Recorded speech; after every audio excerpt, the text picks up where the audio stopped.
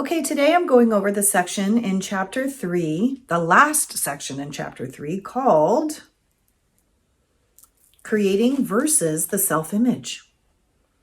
Every system of thought must have a starting point. It begins with either a making or a creating. A difference we have already discussed, right? We've covered that a lot. Making comes from the ego, creating comes from God. Their resemblance lies in their power as foundations. Their difference lies in what rests upon them.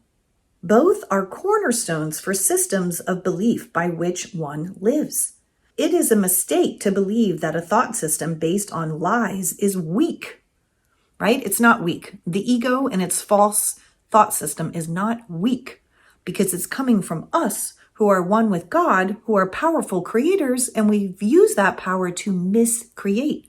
So the power of our miscreation is not weak. It is strong. It has a strong hold on our mind. Nothing made by a child of God is without power. Okay, that's what I was just saying. We are so powerful. It is essential to realize this because otherwise you will be unable to escape from the prison you have made. So because our mind and ego thought system are so powerful, we have to know that and acknowledge that in order to overcome it, in order to use our creative power, the power that comes from Holy Spirit, to overcome the prison that we have put ourselves in with our mind, with our miscreation. So when it's talking about the foundations, I made this little chart because here we have the foundation of the lie. This is the ego's thought system. Okay, here it is a mistake what we believe. We are wrong-minded. It's going to say later in this section that the ego thought system is the devil. We make in the ego thought system, and we use perception in the ego thought system. So the foundation of this thought system is a lie. That is the foundation it is built upon, and everything rests upon that. That's what this paragraph that I just read was saying. Over here, the foundation is the truth. This is the thought system that comes from God, Spirit, Holy Spirit. This is our real truth right here. When we know that we are in truth, our foundation is truth, we are correct. This is the correct way of thinking. This is right-minded thinking. This is where heaven is, knowing that we are at one with God and with one another. This is where we create, and this is where we have knowledge. So the foundation is truth, and these are the things that rest on top of it. When the foundation is a lie, these are the things that rest on top of it. Right now, we all think that we're living in this world. And the Course is teaching us how to use the power of our mind, of our thoughts, to know that we're really here, to overlook this, to know that this is false, to focus on this, the truth. You cannot resolve the authority problem by depreciating the power of your mind. So we need to honor the fact that we have a powerful mind and that we are using it to miscreate. To do so is to deceive yourself, and this will hurt you because you really understand the strength of the mind. So if we deceive ourselves, we are using our power, our strength, to deceive ourselves. We don't want to do that. We want to be aware of that so we can overcome that and not continue that deception. You also realize that you cannot weaken it any more than you can weaken God. And it says in quotes, devil is a frightening concept because he seems to be extremely powerful and extremely active. All right, that's the ego. Yes, the ego appears to be extremely active and extremely powerful. He is perceived as a force in combat with God, battling him for possession of his creations. This is what the ego is doing. So the ego can be also called the devil because it is in combat with God. It is battling God for his possessions, which is us, his child, his truth. It says the devil deceives by lies and builds kingdoms in which everything is in direct opposition to God. That is what the ego has done. The ego built this kingdom. Yet he attracts men rather than repels them, and they are willing to sell him their souls in return for gifts of no real worth. So we are the men that he's referring to that have been drawn in by the devil, right? The ego's lies, the ego's thought system. And we have sold the ego our souls, right? Sold our souls to the ego in return from gifts of no real worth. Because this illusion has no real worth. There's nothing worthy here. It doesn't even exist. So we traded our true home of heaven with God and with one another for this crazy illusion that brings us pain. He says this makes absolutely no sense. He's correct. It makes no sense that we have done this. It is crazy. It is crazy. It's insane. We have discussed the fall or separation before, but its meaning must be clearly understood. The separation is a system of thought real enough in time, though not in eternity. Okay, because time's not even real. We're just using time to give ourselves a lot of time to wake up and to go home to our truth. All beliefs are real to the believer. Okay, that's how powerful we are. All we have to do is believe, and we're there. The fruit of only one tree was forbidden in the symbolic garden. But God could not have forbidden it, or it could not have been eaten. If God knows his children, and I assure you that he does, says Jesus, would he have put them in a position where their own destruction was possible? No. We cannot be destroyed. We are eternal beings. We just took a little trip into dreamland, and God doesn't even know we're here because we're not really here. So remember, when we had the tiny mad idea and we thought that we separated from God, we are now living inside this tiny thought bubble in our mind that was really over in an instant. Okay, we're already back at home with God in heaven with one another and with God, living eternally, just beingness of love, extending love eternally. That's our real home. That's where we really are right now. But we don't know it, because our minds are so powerful and we have allowed ourselves to be trapped by the ego thought system. So we think we're here inside this tiny thought bubble, where in truth, the thought was over like that. We laughed. We went back home to God. We remembered who we are. But right now, we don't know that. So inside this tiny thought bubble, we are stretching it out linearly over eons. And that's why there appears to be time. But it's not real. There is no such thing. And science has already shown this. The forbidden tree was named the tree of knowledge. Yet God created knowledge and gave it freely to his creations. The symbolism here has been given many interpretations, but you may be sure that any interpretation that sees either God or his creations as capable of destroying their own purpose is an error. So all this fear that we have of God is an error. It's not true. It's not real. It's something that the devil or the ego has convinced us of, to be afraid of our true selves, to be afraid of love, to be afraid of God. Eating the fruit of the tree of knowledge is a symbolic expression for usurping the ability for self-creating. This is the only sense in which God and his creations are not co-creators. We are not co-creating with God here in this illusory world. The belief that they are is implicit in the self-concept or the tendency of the self to make an image of itself. So us wanting to believe that we are a separate being, we are a self with separate individuality is what we have done here in this world. This is the ego's way of saying that we are separate from God. This is what we have convinced ourselves of. So this separate self, this individual, is an image, right? We have an image of all these people in the world, all these separate individual selves. And it says images are perceived, not known. So remember, perception, perceiving, is what happens with the ego's thought system. Knowledge cannot deceive, but perception can. Knowledge comes from God's thought system. That is real. That is true.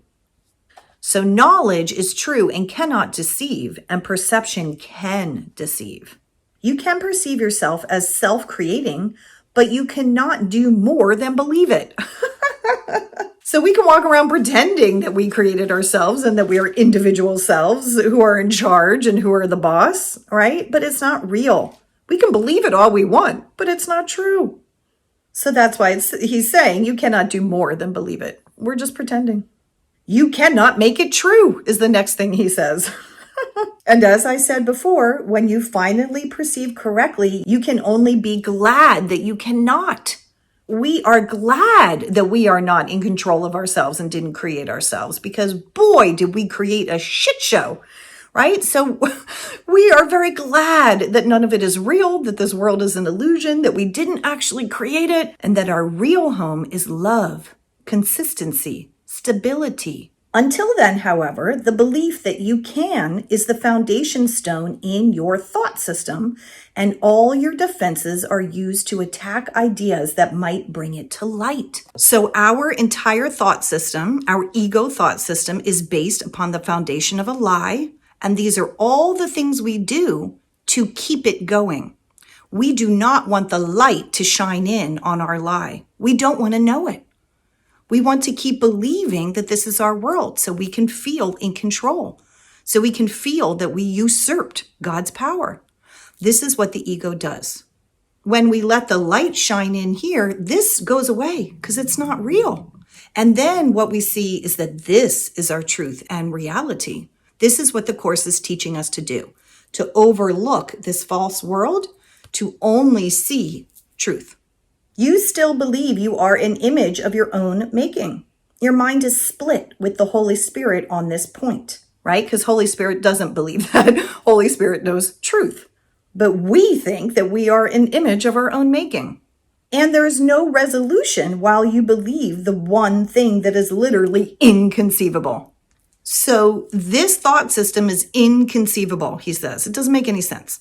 But as long as we are believing this, we block out this. Then we cannot know our truth. And both of these cannot be true at the same time. This one is false and a lie. This one is true. That is why you cannot create and are filled with fear about what you make. We cannot create as long as we are in the ego thought system. And when we are in the ego thought system, we are afraid. We are afraid of what we make in our illusory world. The mind can make the belief in separation very real and very fearful, right? We can convince ourselves of anything. And this belief is the devil, he says. Okay, once again, he is reinterpreting things from the Bible, reinterpreting things from Christianity. The devil is the ego. It is powerful, active, destructive, and clearly in opposition to God, because it literally denies his fatherhood. All right, this is what all the classic stories of the devil is supposed to be. But guess what? The devil is the ego. It's us having the wrong thought system. Look at your life and see what the devil has made. But realize that this making will surely dissolve in the light of truth, because its foundation is a lie. Your creation by God is the only foundation that cannot be shaken, because the light is in it. This cannot be shaken. This cannot change. This is permanent. This is eternal. Your starting point is truth, and you must return to your beginning. We have to go to the foundation. We have to look at what is at the foundation of our thought system. We have to see where it all starts from. Much has been seen since then, but nothing has really happened. Okay, why? Why is that true? Well, because as we are looking at time linearly, stretching out that moment that we thought we separated from God, that was really over the instant it started. We went right back to heaven. We laughed at ourselves and went right back home. But we don't know that, and we forgot. So that's why we're living out time in this dream fantasy, in this dream illusion that we are having. And so that's why much has been seen since then, right? Because in this time that we made, we've seen a lot, or we think we've seen a lot, right?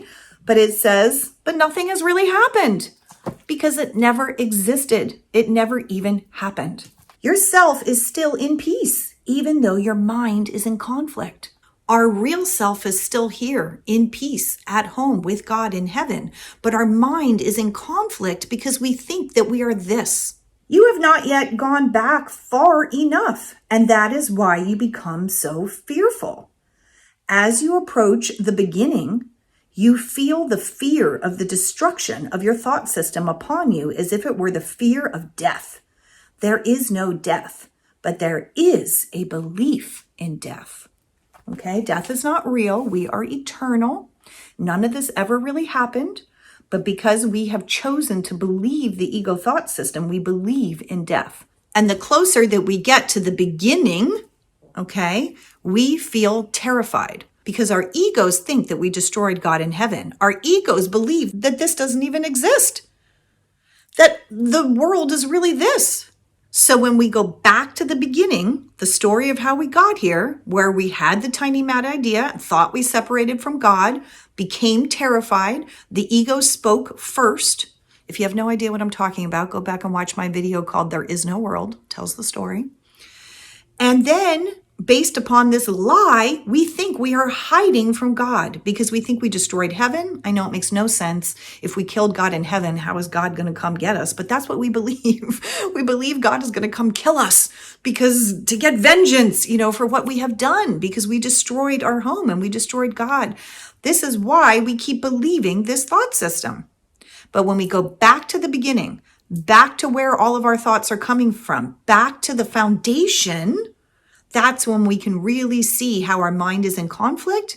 And then we can learn to overlook what is false and only know what is true. The branch that bears no fruit will be cut off and will wither away. So this is the branch that bears no fruit, right? And when we stop believing in it, it will just wither away. It will disappear. Be glad, he tells us. Yes, we will be very glad when the ego thought system no longer has control over our minds. This is why we practice the course, because of the peace of mind that it brings us. The light will shine from the true foundation of life, and your own thought system will stand corrected. So when this withers away and dies, then our true thought system will stand corrected. We will know the correct thought system. We will know who and what we really are. It cannot stand otherwise because only truth is true. You who fear salvation are choosing death. When we choose the ego thought system, when we deny salvation and choose ego thoughts, we are choosing death. Life and death, light and darkness, knowledge and perception are irreconcilable. These two thought systems are irreconcilable. They cannot coexist. And one is false and one is true. To believe that they can be reconciled is to believe that God and his son cannot. So if we're trying to make both of these true at the same time, then we are also believing that we cannot join with our creator, that we are separate. Only the oneness of knowledge is free of conflict, right? Only truth is true. Only the oneness is true. Only the oneness and the truth are free of conflict. Your kingdom is not of this world because it was given you from beyond this world. Okay, remember, this world is not true. It's an illusion. Our real home is beyond this world. Only in this world is the idea of an authority problem meaningful. Because only in this world do we keep trying to be the boss all the time. It's only here in this world that is happening. So when we are home with God in heaven, in our true state, there is no authority problem. We are never trying to be the boss. We are just coexisting with God, eternally extending love.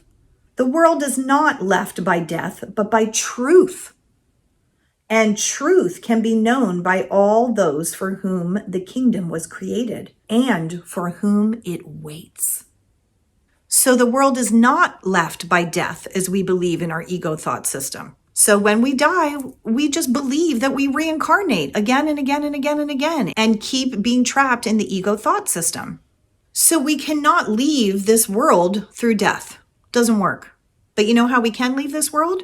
Through truth, through denying what is not true and affirming what is true. That is how we leave this world and go to this world. That is what he's explaining to us here. So this is what the entire course is about. It is about learning about the foundation of each thought system, that this one's a lie, that this one's true, how to overlook this one and focus in on this one, knowing that this is the truth. We do that with our thoughts, but we can also use our heart because that's where we think that we feel love. So the love of God, the love that's within us, the love that we see in our illusory world is simply symbolic of our real home. So the more that we focus in on the love, the more that every time we feel in conflict, that we are believing the ego's lies, that we remember, that we say, wait a minute, I'm not feeling good. I'm not feeling at peace. I don't like the way I'm feeling right now. Oh, wait a minute. I don't have to feel this way. I can overlook the false messages that the ego is giving me right now and focus in on what is real, focus in on my truth. And when we do that, we feel relief and we feel love. That is what practicing forgiveness is. Denying this world and affirming this world.